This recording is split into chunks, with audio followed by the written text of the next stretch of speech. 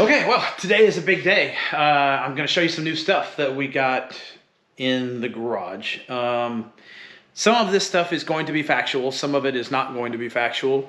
You will be able to make that decision for yourself. So let's look at this. Well, no better time than the present. We'll just go ahead and do it right now. There's Bob's new 5.3. Yeah, this is going to be good. And then there's Bob's new stock heads right there. And needless to say, that stuff looks really nice. So we're going to get this thing put back together the rest of the way in this video, degree the cam, all that kind of jazz, and then hopefully get it sat down in the car and fired up. I don't have the tubing for the turbo stuff, so it's probably going to get fired up in A for the first time. Anyways, let's get started. All right, so one of the biggest things for me is when you get a car running and you have some of those weird, unexplainable problems, and you always question yourself, did I do this? Did I do that? Yada, yada, yada. And if you're watching this, you know exactly what I'm talking about. So one of those things is cam timing. And, later in the day or a couple hours later, after you got the timing cover on it, you're like, man, did I even put the cam retainer plate on it, stuff like that. So some of the stuff you're going to see in the video is me double checking myself so that I can go back and watch the video and go, oh, I did do that. Of course I did that. So number one is the cam retainer plate. And then I had to get this special key. And as you can see, I think you can see it's set on 0 right there. And then the dot is pointed straight up. So just a sanity check for myself. So now I'm going to install the timing set and get ready to degree the cam. So first things first, I have to add a level of complexity to it. The indicator that I'm using is metric. So I have to do the metric to imperial conversion calculation. So in this case, it was 0.91 millimeters times 0.039375 equals 0.360 lobe lift. So that part of the cam is correct. So we're going to back the indicator up by 50 thousandths. This is on the intake center line right now. So we're max lift here. So now we're going to back it up to the 0.50 reading and check that. Okay, so we're going to take the indicator and we're going to put it on 0, and then we're going to back it up about 70 thousandths backwards, so counterclockwise rotation. Then we're going to move it back forward rotation to 0.050, and that is going to be 50 thousandths off the intake center line in the correct direction. The reason why you back it up 70 is to make sure that there is no slack in the chain. So now we're going to do that. All right, so indicator to 0. We know we're at max lift right there.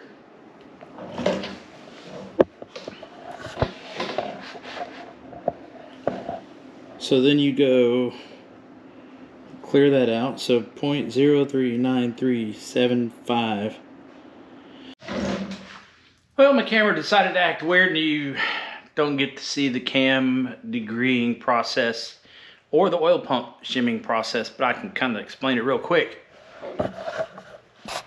So the oil pump, there's slack in these bolts enough where the oil pump can move around and actually contact the drive spud thing that's on the crank.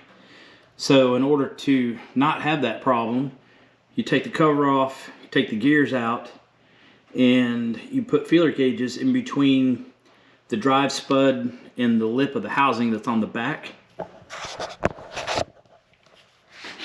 And you use about a 2/1000 feeler gauge on each side of the oil pump to kind of center it up over the drive spud both ways. Then you tighten the bolts down, then you put the gears in it and you put the cover back on it.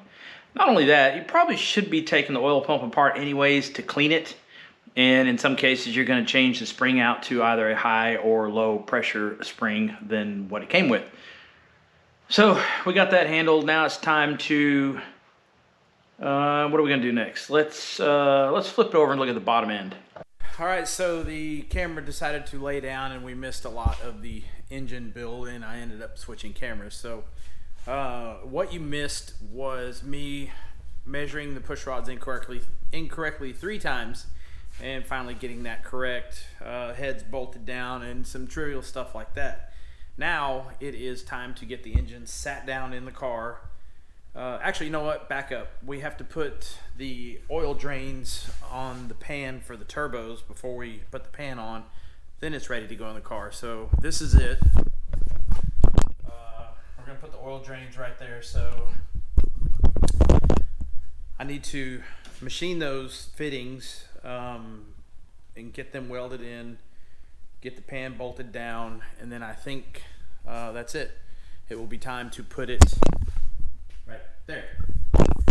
So I guess let's do that.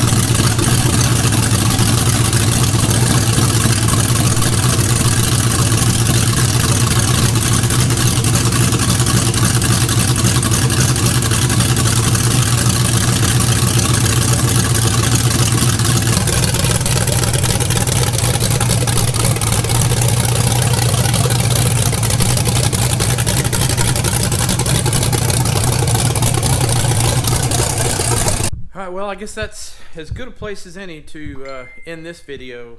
I don't know about 2,000 horsepower, but it's going to be close, I'll tell you that's for sure. The only limiting factor here is going to be whether or not the fuel system can keep up right now. Injectors wise, it'll be fine. Fuel pump wise, probably not, but we'll see. It may not even go to the dyno. We may go straight to the track. I'm not sure on that yet. Anyways, thanks for tuning in. We will see you in the next video.